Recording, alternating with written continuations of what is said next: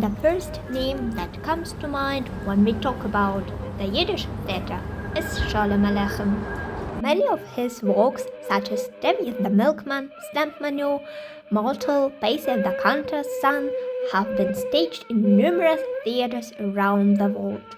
In one of his critical works called Shomer's Mishpat, Sholem Aleichem accused Nahum Shaikevich, an author of shund literature that has trivial and sensational storylines, of borrowing his plots from popular foreign literature. Sholem Aleichem claimed that the Yiddish literature was a folk literature and that the main characters had to be drawn from the folk masses. Similar to literature, the theater evolved from a little bit shund culture that wasn't accepted by the religious community. Later, it became a means of raising social problems and cherishing a sense of national identity.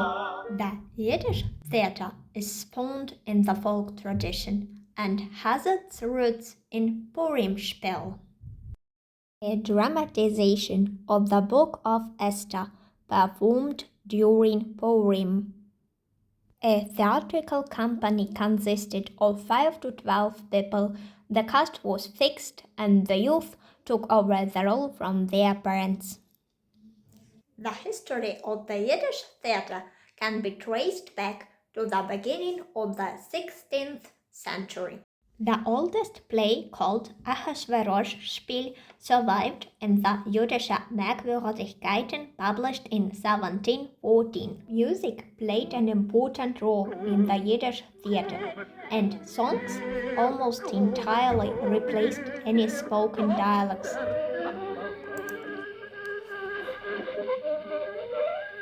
Kiev, I'm in Kiev. In the capital of Ukraine, life is in full spring. We are building a new theater. In 1918, a cultural organization called Kulturlig was established in Kiev. Its main aim was to promote Yiddish culture in all spheres, including literature, education, art, and theater. It was subdivided into several sections. The most important one was the artistic section. It brought together Abraham Manevich, Salman Nikritin, Issachar Beribak, Joseph Chaikov, and Mark Epstein. Mark Epstein, an artist, sculptor, and stage designer, was born in Bobruisk in 1899, but spent the greatest part of his life in Kiev, in one of these houses. Mark Epstein executed stage design for plays in Gosset and Kunstwinkel, among them a series of costume sketches for Goldfaden's play Zwei Kune Lemlech that are kept in the National Art Museum of Ukraine.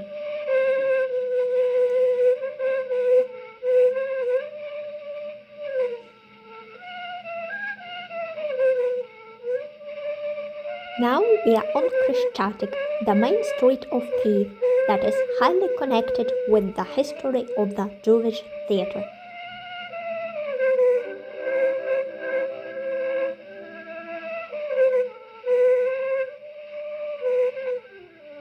In 1921, a theater called Okniv, The Beginning, was established by Semen Semdor.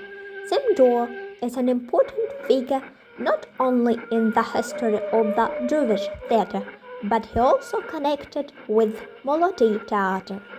Semen Semdor, Les Kurbas, and Nat Yura were its creators.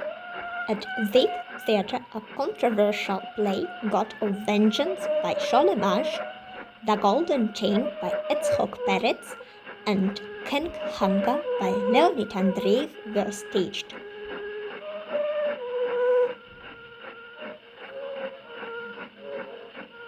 Another theater called Kunstwinkel was established by Rudolf Zaslavsky in Poltava. In 1922, the theatrical group moved to Kiev. At first, the actors had to give their performances in different places, but later a building in the vicinity of the Bessarabsky market was allotted to the theater. In 1932, architect Joseph Karekis started his new project, a building for Gossett. It had to be a great example of a constructivist style with a bas-relief composition and inscription in Yiddish. 1934, the construction was temporarily stopped and the architect had to develop a new variation of the facade. Unfortunately, Karakis didn't manage to finish his project. In 1940, the project was ruled out by the government. However, the history of Gossett that was established in 1929 continued. There was a succession of several directors that contributed to the development and prosperity of the Jewish State Theater. Boris Vershilov, Nahum Leuter, Moses Goldblatt navigated the theater through one of the hardest periods of modern history. He's an actor, not artist of the RSSR, the Kazakh SSR, and the Ukrainian SSR, an artistic director of the oldest of Romani theaters in the world. First play staged here was Shmuel Halkin's historical tragedy Bar Kokhba, based on Abraham Goldfaden's eponymous play. Abraham Goldfaden is the founding father of the modern Jewish theater. In 1876, he established the first professional Yiddish-speaking theater troupe. Among his famous plays are Die Kischefmacher and Shulamis.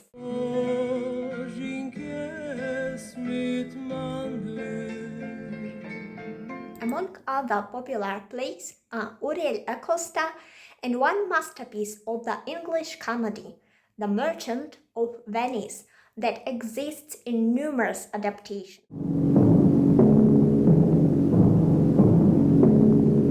In 1936, Merchant of Venice was staged in Kiev.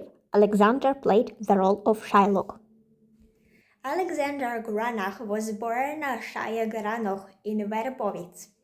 As a young boy, he came to Berlin and rose to the theatrical prominence there.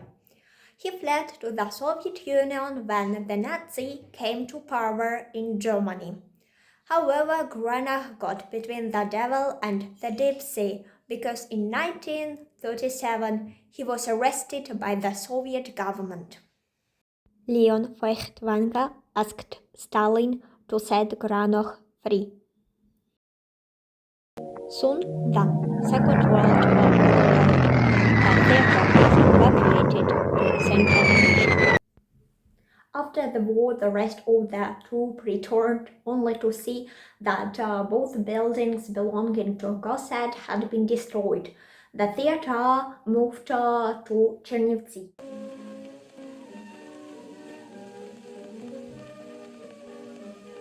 In the theater's 20th anniversary season, many events took place. In March, the patriotic play Ich Leb by Pitrinsky was staged. It was about the fight of the people of Israel against fascism.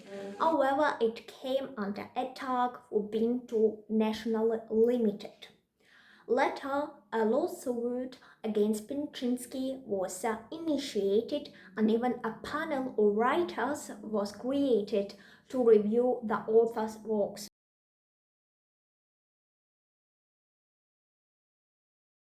The 20th anniversary of the Kiev Jewish State Theater.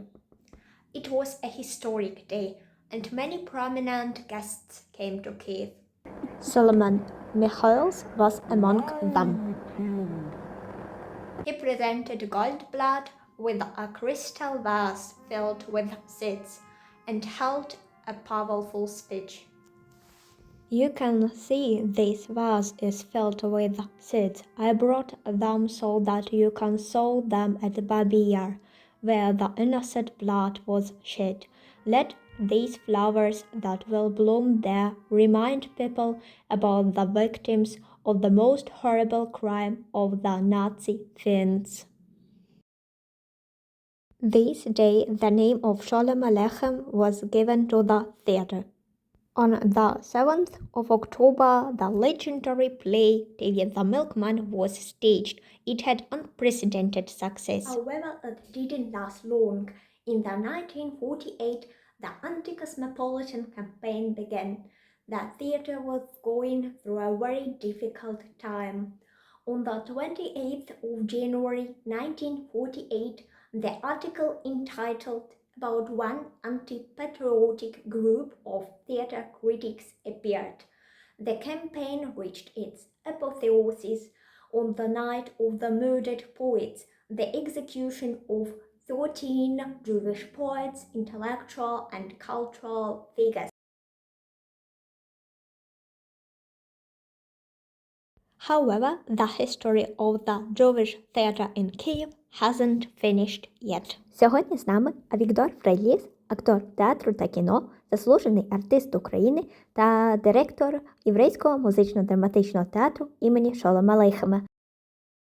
Ми 10 червня офіційно були створені, а показати творчість свою ми не мали можливості аж до 10 листопада 90-го року. Чому саме єврейський театр? Я ніколи не намагався копіювати, бути театром-музею.